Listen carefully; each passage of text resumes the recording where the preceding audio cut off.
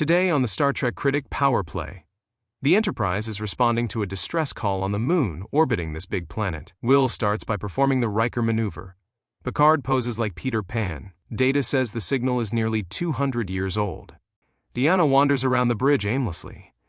Riker performs Picard maneuver number 1. Deanna says someone is down there. Look close at the Moon, you can see the clouds going in all different directions. CGI is improving. But the first point is lost for poor graphics of the shuttlecraft here. Another point is lost for not sending a probe instead. Deanna looks like she is going to throw up in the back. Riker says, "We're going down, I'm taking her in." How could they get away with that on 90s TV? Picard quotes the little engine that could. This is one of the few times you see them wearing seatbelts. 1 point lost for not wearing protective suits. Riker does Picard maneuver number 2. Riker's broken arm is at an angle, now it's straight, so -1 point. Deanna senses the life forms inside the storm. 1 point lost for not putting Riker's arm in a sling. A broken arm could mean internal bleeding. 1 point lost for not bringing pattern enhancers with you on the shuttlecraft in case of emergencies like this. 1 point lost for O'Brien going to the surface and not sending a technician. He is the transporter expert and should be working the controls. 1 point lost for a visible microphone. O'Brien says I number 1. Either these props are really heavy or O'Brien is great at acting like they are heavy with his walk. Riker does Picard maneuver number 2. Shout out to Marina Sirtis, who did her own stunt then broke her tailbone. 1 point lost for Data in a different position. 1 point lost for Deanna in a different position as well. So where are they on this Moon? If the entities are in the storm here, why do they need to go to the South Polar region at all? The producers told Marina Sirtis to scream in horror. Think of the narrator using an AI voice. Riker almost does a Picard maneuver, but you can't see it. This girl's arms swing just like Saru's. 1 point lost for 4 Starfleet officers who just got zapped returning to duty immediately. 1 point lost for the turbolift doors opening too soon. 1 point lost for a single set of doors on the turbolift. Riker does Picard maneuver number 4. Why do they say missing Data? He is right in front of them. Data has a glitch. He says, "Forgive me, I have an AI-generated voice and you know how irritating those are." The ensign says I number 2. Data has OCD about the South Polar region. This is one of the rare times Riker doesn't take Data's advice. Will does Riker maneuver number 2. Since Jonathan Frakes had a back injury and standing this way helps with the pain, then he performs Picard maneuver number 5, thinking we didn't see it, so it's time for a drink.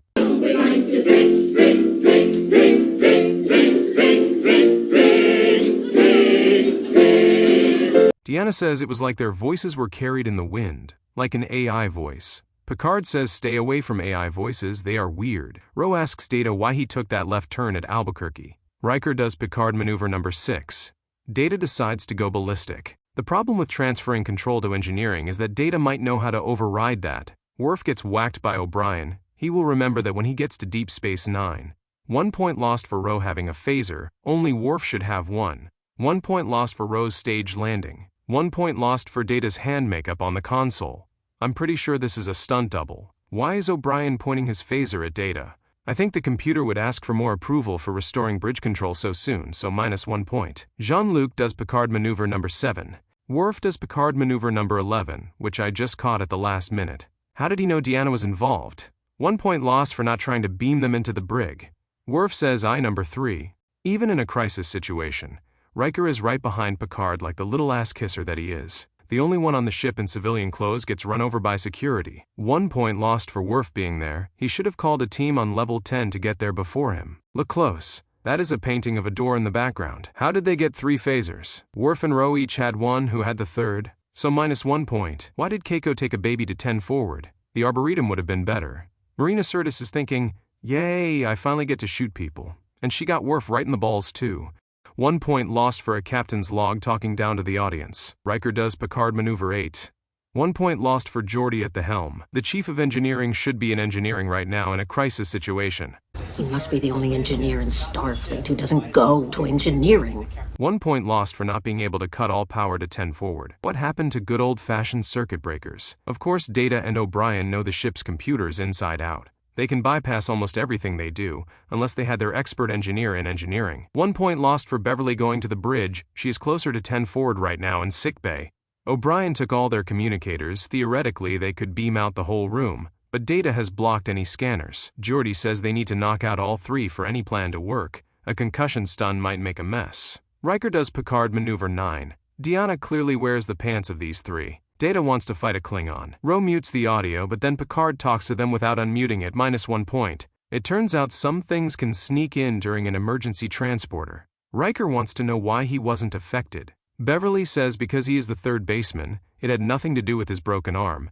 Riker wants to find a way to penetrate. He only has one thing on his mind. This is a rare time you see Beverly and Ro next to each other. She just wants to show off her red hair. Riker and Picard both stand covering their balls whenever facing Beverly, or she will call them sexist. They decided to drill a hole over 10 forward and blast them with a plasma shock. Worf reports the number of injuries. Riker stands right next to Picard like the little ass-kisser that he is. Picard offers himself as a prisoner exchange. This is a terrible idea. However, Riker is thinking, woo-hoo, I'm in command now, off to rise ah. O'Brien recognizes Molly and Keiko. He demands she make the baby stop crying. This is similar to a scene in the MASH finale which Rosalind Chow was in, but not that particular scene. Pierce tells a young mom to quiet her baby on the bus so the enemy can't hear them, and she smothers the baby. 1 point lost for the medical team not being security, where they stun everyone and ask questions later. This would have ended the hostage crisis immediately. This extra ducks because he didn't get his good side in front of the camera. Deanna introduces herself as the captain of the Lost Essex. Obviously, after 200 years, they have gone a little insane. 1 point lost for Ro and Geordi leaving the bridge. As usual, there are 1,000 people on the ship, but only 7 do all the work. Both are thinking, shouldn't we have droids doing this for us by now? Look close. This image is by the window. This is foreshadowing. They are working on a formula to trap the spirits. And it will take 45 minutes for them to get their plan to work. O'Brien decided to take this time for a snack. Worf talks about Klingon lore. O'Brien says, you look real familiar. Keiko says, you aren't the man I married. This is an excellent tense scene between the two. I would play the whole thing, but that would get a copyright claim. Jean-Luc does Picard Maneuver number 10. It's time for another drink.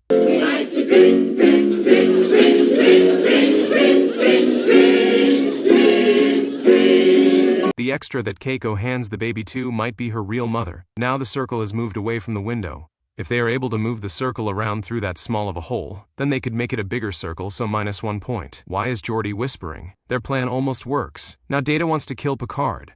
After this episode is over, Michael Dorn and Patrick Stewart are going to whoop Brent Spiner's ass. This log mentions some time has passed during the commercials, so I can't take a point. Geordi and Ro are back on the bridge. They never get a break. 1 point lost here. Deanna and Data are both pointing their phasers at O'Brien. Geordi suggests Riker watch the show reading Rainbow. Riker says he can't read a thing.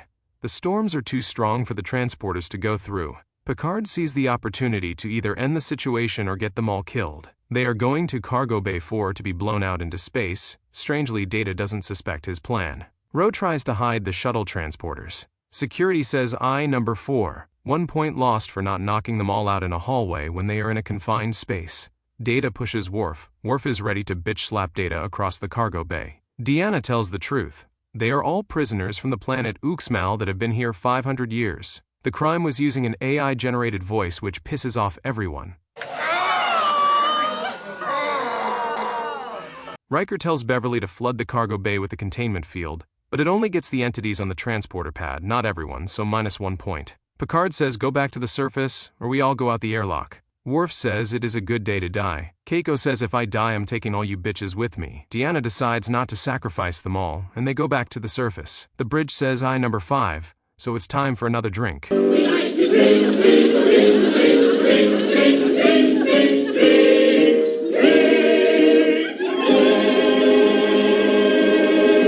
According to the stardate, about 8 hours have passed. Deanna explains what it feels like to have her consciousness pushed aside in her own body.